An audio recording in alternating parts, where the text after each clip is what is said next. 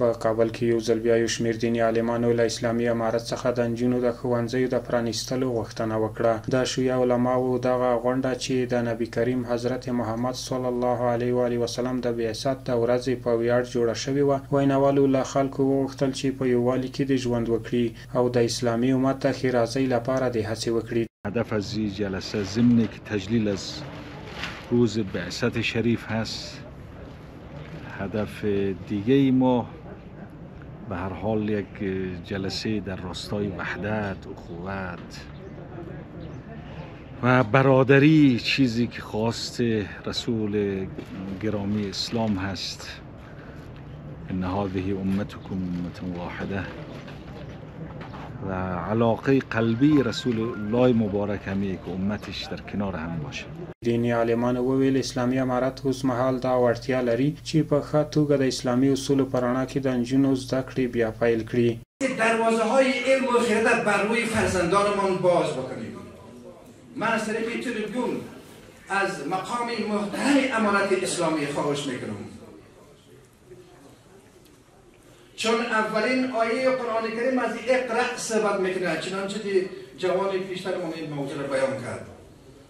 کوشش بکنن که زمینه را برای بازگشت عزیزانمون به کانونهای علمی بگشایند. البته من یقین دارم که این توانمندی در وجود امارت اسلامی هست که زمینه را مساعد بسازن، یعنی شرایط خوب برایشان به نظر بگیرن تا اونا هم علم بیاموزن، زیرا علم آینده ماست.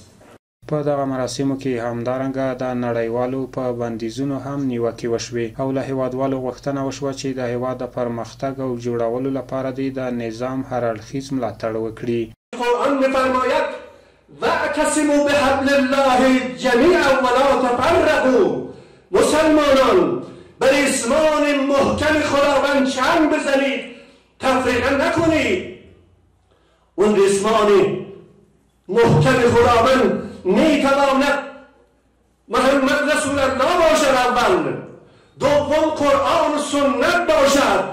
و ما مسلمانان امروز به خودباختگی فرهنگی گرفتار شده ایم. امروز غرب با تمام قدرت تهاجم فرهنگی و نظامی را علیه مسلمانان انجام میدهد. این نعمت ها علاوه بر این نعمت ها، نعمت امنیت راه ها که الان یک پشتون به راحتی میتواند در منطقه از هزار جات بره خبر بگیره.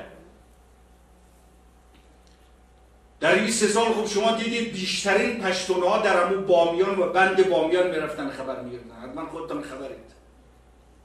بیشترین زائرین و بیشترین سیاحان کیا بودن عزیزان؟ پشتونهایی بودن مثلا از نقاط مثل قندهار و ارزگان و غیره. مجاهدین می آمدن در بند بامیان بریم ببینیم.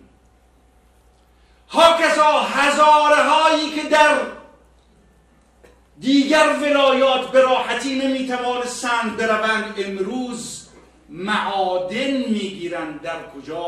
در ولایت نورستان. و خود موثق خبر معادن میگیرند. صاحب کار هزاره، کارگر هزاره، شغل درآمدزایی را یک هزاره ایجاد میکنه. او در کجا؟ در نورستان. علاوه بر تمامی این نعمت ها، علاوه بر تمامی برکاتی که ما شما در این چند سال داشتیم، نعمتی که دیگری که داریم در سایه نظام اسلامی هستیم. په وروستیو څو ورځو کې دا ډول بېلابېلې ولسي غونډې جوړیږي چې هیوادوال پکې ملي یووالي او د نظام ملاتړ ته هڅول کیږي.